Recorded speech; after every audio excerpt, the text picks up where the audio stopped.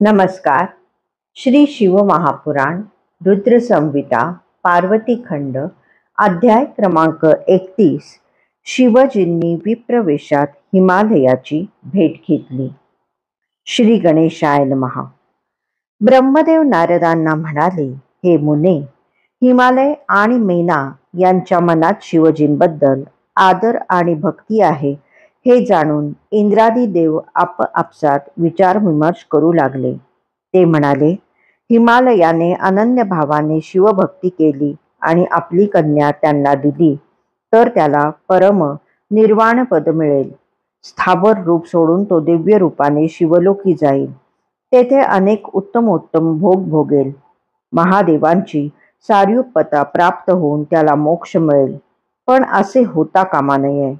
त्यासाठी काहीतरी प्रयत्न करायला हवा. त्यानंतर सर्व देव बृहस्पतींकडे गेले. त्यांना सर्व वृत्तांत निवेदन केला व म्हणाले, गुरुदेव, आमच्या कार्यसिद्धीसाठी तुम्ही हिमालयाकडे जा. तेथे जाऊन शिवजींची प्रयत्नपूर्वक निंदा करा. शिवजींविषयी पार्वती अन्य कोणताही विवाह करणार नाही हे उघड आहे. हिमालयाने आपली कन्या भावभक्तीने अर्पण केली तर त्याला तात्काळ मोक्ष मिळेल. हिमाद्री या रत्नांचा आधार आहे. त्याला मोक्ष मिळाला तर सर्वच गडबड होईल. त्याने आपली कन्या अनिच्छेने अर्पण केली म्हणजे त्याचे फल त्याला सावकाश मिळेल आणि तो भूलोकातच राहील. हे ऐकून बृहस्पतींनी कानावर हात ठेवले. त्यांनी शिवजींचे स्मरण केले व म्हणाले, छे छे, हे शक्य नाही. तुम्ही सर्व देव स्वार्थी आहात. दुसऱ्याच्या हिताचा नाश करणारे आहात. मी शिवजींची निंदा केली तर मला नरकच प्राप्त होईल. शैलराजाने भक्तिपूर्वक कन्यादान केले तर त्याला मोक्षच मिळणार हे खरे आहे. तेव्हा तुमच्यापैकी कोणाला तरी त्यांच्याकडे पाठवा. त्याने हिमालयाला समजावून तुमचे काम करावे. मला भरीस घालू नका. किंबहुना तुम्ही सत्यलोकी जा. ब्रह्माजींना सर्व वृत्तांत सांगा. ते तुमचे कार्य करतील. देवगुरूंच्या सांगण्यावरून ते सर्व देव माझ्या सभेत आले.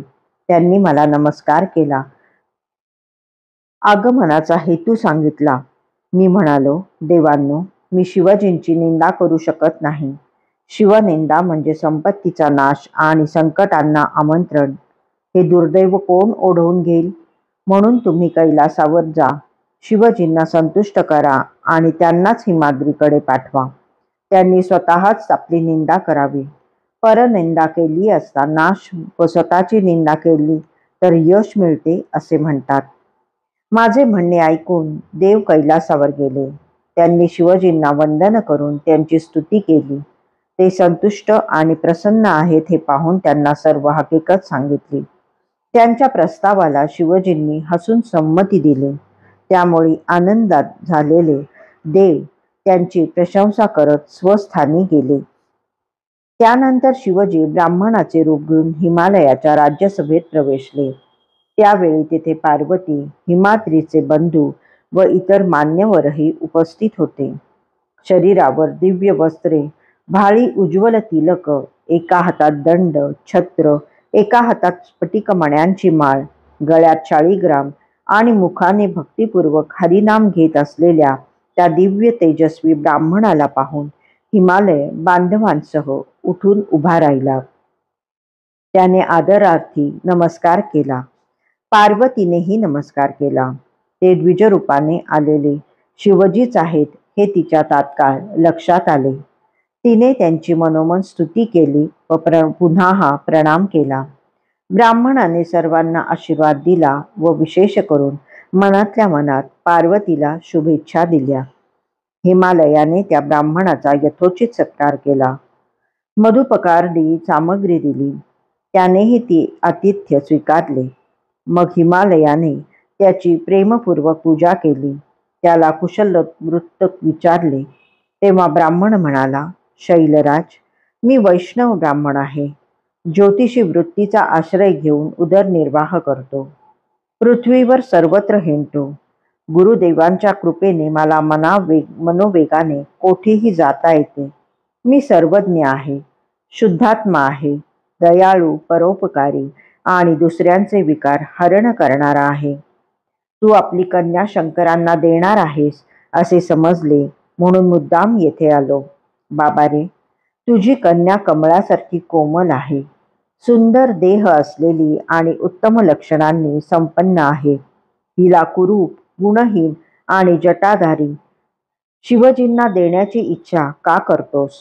ते आश्रयरहित आहेत, असंग आहेत, स्मशानात राहतात, शरीरावर सर्प बाळगतात, सर्पांचीच आभूषणे धारण करतात.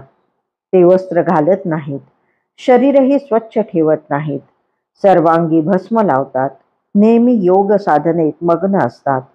ते कुपात्र, कुशील, क्रोधी, कुमार्गपरायण आणि कुलहीन आहेत. त्यांचे वय किती हेही कोणाला माहीत नाही. त्यांच्या मस्तकी घाणेरडा जटाभार आहे. ते नेहमी भिक्षा मागत हिंडत असतात. ते उग्र स्वभावाचे आहेत, दिसायलाही भयंकर आहेत. त्यांना भल्यापुराची चाड नाही. ते योग्यता पाहत नाहीत, सर्वांनाच आश्रय देतात. वैदिक मार्गाचा त्यांनी त्यागच केलेला आहे. अशा विरुद्ध वराला कन्यादान करण्याचा विचार तू कसा करू शकतोस? हिमाद्री, तू नारायण कुलोत्पन्न आहेस, ज्ञानी आहेस, विद्वान आहेस. मी येथे येऊन ज्या आर्ततेने तुला सांगतो आहे त्यामागची तळमळ लक्षात घे. तू ज्यांना कन्या देऊ इच्छित आहेस ते शिवजी पार्वतीची विवाह करण्याच्या पात्रतेचे आहेत का? ते आपल्या कन्येला सुखी ठेवतील का यावर पुनः पुनः विचार कर, अन्यथा पश्चाताप करण्याची वेळ येईल. सर्व लोकांमध्ये हास्य होईल. शिवजींना माता, पिता, आप्त, बांधव असे कोणीही नाही. ते दरिद्री आहेत, धनहीन आहेत, पण तू धनाढ्य आहेस. तुझ्यापाशी रत्नांच्या राशी आहेत. अर्थात तुझी आणि त्यांची बरोबरी होऊच शकत नाही. म्हणून म्हणतो, अजूनही वेळ गेलेली नाही. पार्वतीला स्वतःचे हित कळत नसले तरी तुला तिच्या हिताचा विचार करायलाच हवा. एकुलती एक कन्या म्हणून तू तिचा प्रत्येक हट्ट पुरविणार की काय? ते काही नाही. या बाबतीत तू मीना राणीचा, आपल्या पुत्रांचा, बांधवांचा आणि पुरोहितांचा विचार घे. पार्वतीला तिचे मत विचारू नकोस. तुला शिवजींच्या गुणदोषांची पारख नाही. त्यानंतर विप्रवेशातील शिवजींनी हिमालयाकडे भोजन करून स्वस्थानी प्रस्थान केले. अध्याय 31 समाप्त.